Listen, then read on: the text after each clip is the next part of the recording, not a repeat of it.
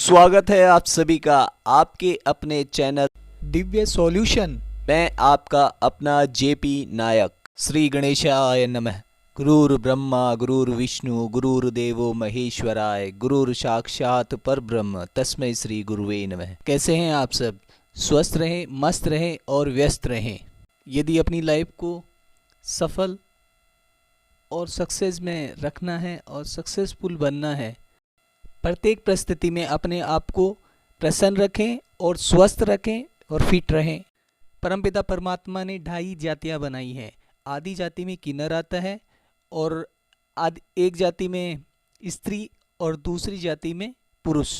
नारी शक्ति और पुरुष शक्ति का मिश्रित होता है एक किन्नर, इसलिए उसमें अद्भुत शक्तियाँ होती हैं। स्त्री जाति में बहुत अद्भुत शक्तियाँ होती हैं जिसकी कोई सीमा नहीं होती और उसका सम्मान करना चाहिए सभी को। शास्त्रवत स्त्री जाति 21 प्रकार की होती है। मैं जो विवेचना करने जा रहा हूँ या वर्णन करने जा रहा हूँ, शास्त्रों में गुणों के आधार पर स्त्रियों के प्रकार बताए गए हैं। गुणों के आधार पर व कर्मों के आधार पर ये अच्छी तरह पता लगाया जा सकता है या जाना जा सकता है कि किस प्रकृति से संबंध रखती है वो स्त्री या किस गुणों से प्रभावित है। एक है पद्मिनी, दूसरा है चित्रणी, तीसरा है हस्तिनी, चौथा है शंखिनी, पांचवा है सदमिनी, छठा है मैत्रायणी, सातवां है कलयकारिणी, आठवां है गृहस्थनी, नौवां है आतुरा, 10वां है भयातुरा, 11वां है डाकिनी, 12वां है हंसिनी, 13वां है बहुवंशिनी। 12 नंबर पे है हंसिनी, 13 नंबर पे है बहुवंशिनी, 14 व 15 नंबर पे है। 14 नंबर पे कृपणी, 15 नंबर पे घातनी और 16 नंबर पे है प्रेमिणी, 17 पे है कुशतन्वी और 18 पे है मदमस्तनी, 19 नंबर पर है कुलछेदनी और 20 पर है नारकी और 21 पर है स्वर्गिणी।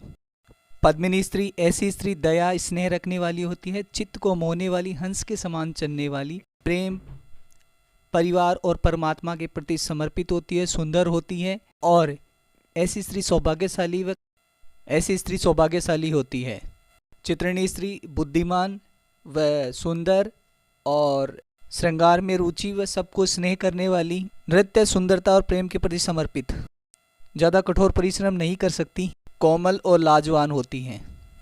हस्तिनी ये पुरुष के मनोकूल होती हैं, भोग इच्छा की विशेष इच्छा होती है इनकी और इनका शरीर मोटा होता है, बहुत थोड़ा आलस होता है, लाज व धर्म सामान्य होते हैं, कपोल, नासिका, कान व गर्दन मोटी होती है, आंखें थोड़ी छोटी होती हैं और हाथी के समान चलने वाले होते हैं, क्रोध थोड़ा अधिक आता है और बहुत डिजायर होती है इनमें और सम्मान, मान सम्मान व धन की अधिक लालसा होती है और सुख भोगने की अधिक लालसा होती है। शंखिनी ये लंबी होती हैं और चलते समय पृथ्वी पर आवाज़ होती है, हिल के चलते हैं, आंखें टेढ़ी, शरीर सामान्य होता है, क्रोध अधिक आता है, भोग और सुख की अधिक इच्छा होती है। मिनी ये लज्जायुक्त, सरल स्वभाव, साथ ही थोड़ा डरपोक होती हैं और ऐसी स्त्री हंसमुख, लाजयुक्त होती हैं, कोमल ध्वनि व वाणी बहुत कोमल होती है, मधुर होती है और परिवार और अपने कर्म के प्रति समर्पित होती हैं। मैत्रायणी ये सुंदर, रूपवान, गौरवर्ण, अभिनय के साथ अपने कर्मों को श्रेष्ठ रूप से करती हैं, पति सामान्य मिलता है, इस वजह से गृहस्थ जीवन ज़्यादा सुखमय नहीं होता, पर सबको मोहित करने वाले, सबसे मित्रवत और सुख और यश की चाह करने वाले होते हैं, चाह करने वाली होती। कलयकारिणी जैसे नाम से ही पता लग रहा है, सामान्य शरीर होता है लेकिन क्रोध हमेशा नाक पे चढ़ा रहता है, कलय अति प्रिय होता है। गृहस्थनी समस्त गुण होते हैं, समस्त गुण विद्यमान होते हैं सभी क्षेत्रों में, ऐसी सभी के लिए आदर्श होती हैं। समय हो चला है दिव्य प्रयोग का, कागज और पेन उठा लीजिए। आज दिनांक 10 फरवरी 2023, वार है शुक्रवार, दिव्य अक्षर है र से रक्षा और दिव्य अंक है 6। करिए इस दिव्य प्रयोग को और करिए बैलेंस अपने आप को, अपनी एनर्जी को और पा लीजिए सब कुछ। पामेस्ट्री में चर्चा करेंगे आज पर्वत योग की, जिस हथेली में भाग्य रेखा मणिबंध से प्रारंभ होकर शनि पर्वत पर पहुंचे, गहरी, स्पष्ट, बिना कटे फटे और उद्गम स्थान पर मछली का आकार बना हो, पर्वत योग कहलाता है। जिस भी जातक के ये पर्वत योग होता है वे व्यक्ति भाग्य स्वयं निर्माता होता है। जिस कार्य में हाथ डालता है सफलता मिलती है। प्रयास कर सभी क्षेत्रों में, शिक्षा में विशेष सफलता प्राप्त करता है। युवावस्था में गरीबों व अनाथों की विशेष सहायता करता है। आकर्षण शक्ति अधिक होती है। सभी स्त्रियां मधुरवत रहती हैं। सभी पुरुष व स्त्रीवत से प्रेमवत व मधुरवत रहता है। सभी क्षेत्रों में इसका जीवन सफल होता है। ऐसे जातक अति विशिष्ट पदों पर जाते। आज देख रहे हैं एक राजयोग है, ये मकर लगन की कुंडली है, चंद्रमा है लगन के अंदर और लग्नेश भी बहुत मजबूत है, बृहस्पति उच्च के हैं, एक राजयोग का निर्माण करते हैं। ये राजयोग बहुत उच्च राजयोग है। ऐसे जातक बड़ी उच्च शिक्षा प्राप्त करते हैं, बड़े गुणी होते हैं और अनुभवी और परिश्रमी होते हैं। स्वयं पर, परमात्मा पर अधिक विश्वास होता है। ये कुंडली भी राजयोग दर्शाती। कुंभ लगन की कुंडली है, चंद्रमा कुंभ राशि में है और देखिए ये सब कहीं आपकी कुंडली में तो नहीं, ये एक राजयोग है। गुरु पंचम भाव में बैठे हैं, स्वयं के घर में बैठे हैं और शुक्र और बुध सप्तम भाव में बैठे हैं। देखिए कहीं ये आपकी कुंडली में तो ये नहीं, अगर ये है तो राजयोग का निर्माण करता है। राजयोग का यानी स्टार अपने मित्रवत हो, स्वराशि में हो या उच्च राशि में हो तो विशेष फलदायी होते हैं, विशेष फल देने वाले होते हैं। स्त्री जाति की गुणों के आधार पर जो श्रेणियाँ बता रखी थी, 6 के बारे में बता दिया गया था, 6 के बारे में बता रहा हूँ, शेष बताने जा रहा हूँ। आतुरा जैसे नाम से ही व्यक्त होता है, नाम से ही प्रदर्शित होता है। तुरंत फुर्त, यानी किसी चीज़ पर जल्दी से धैर्य ध्यान नहीं रखना, तुरंत तुरता फुर्ती जो काम कर देना, इनको समझ पाना अत्यंत कठिन होता है। ऐसी स्त्री मधुरभाषी होती है, सुंदर होती है, लेकिन क्रोध भी जल्दी आ जाता है और जल्दी शांत भी हो जाती है, इसलिए ऐसे स्त्रियों को समझना बड़ा कठिन होता है। ऐसी स्त्री गौरवर्ण, नाजुक व सुंदर, सामान्य गुणों को रखने वाली, लेकिन थोड़ी थोड़ी बातों पर डरने वाली, अकेले नहीं रह सकती, सबसे प्रेम व मधुर भाषण करने वाली होती हैं, मधुर भाषी होती हैं और धर्म को निभाने वाली होती हैं। डाकिनी, यह हंसकर बातें करने वाली होती हैं, बहुत चतुर माइंडेड होती हैं और बहुत प्यार दिखाती है ऊपर से, लेकिन अपना काम कैसे निकालना बड़े तेज और प्रैक्टिकल दिमाग यूज करने वाली होती है। अपने लक्ष्य और सुख को पाने के लिए सब कुछ कर सकती है। हंसिनी, यह सुखी समझदार होती है, गृहस्थ के समस्त गुण धारण करने वाली होती है। इनकी चाल हंस के समान व मनमोहक, सत्य बोलने वाली, रति के समान सुंदर, मधुर व सबसे प्रीति और समन्वय बना के रखने वाली ऐसी स्त्री सौभाग्यशाली पुरुष। बहुवंशनी, ऐसी स्त्री गेहुए रंग की होती है, पूरी तरह गृहस्थ धर्म को निभाने वाली, असत्य नहीं बोलने वाली, वह परिवार व प्रेम के प्रति समर्पित व प्रसन्न रहने वाली, समाज में इसका सम्मान होता है, प्रेम और परमात्मा के प्रति समर्पित, बहुत सौभाग्यशाली और अति विशिष्ट होती हैं।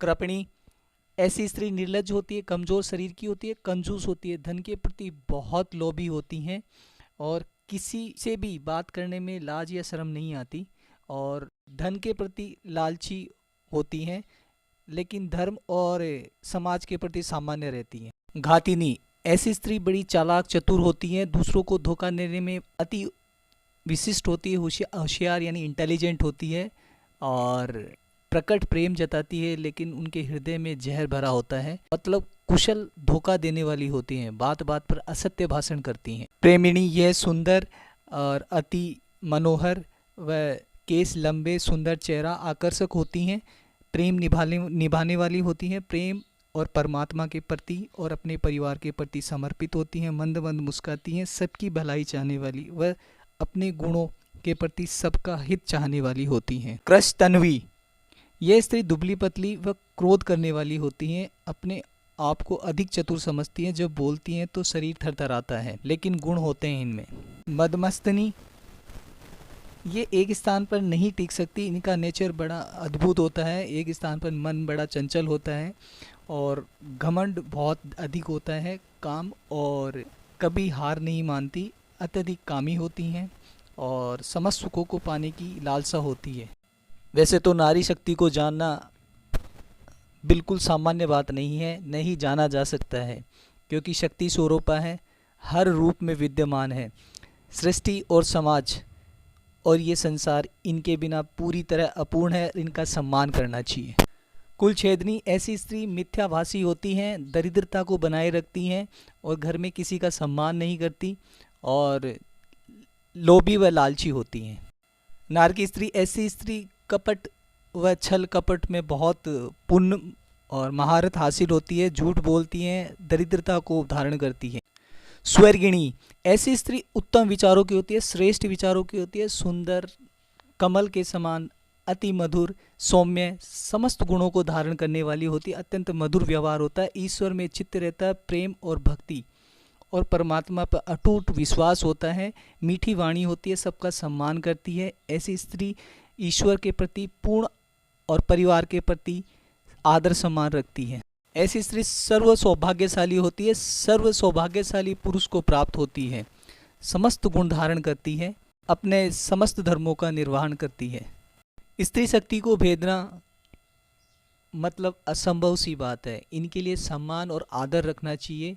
स्त्री जाति हम सभी के जीवन में पुत्री, बहन, माता, पत्नी और मित्र के रूप में मिलती है, इनका सम्मान करें। प्रेमिका, पत्नी, मित्र के रूप में प्राप्त होती है, इनका सम्मान करें, आदर करें, इनका रेस्पेक्ट दें।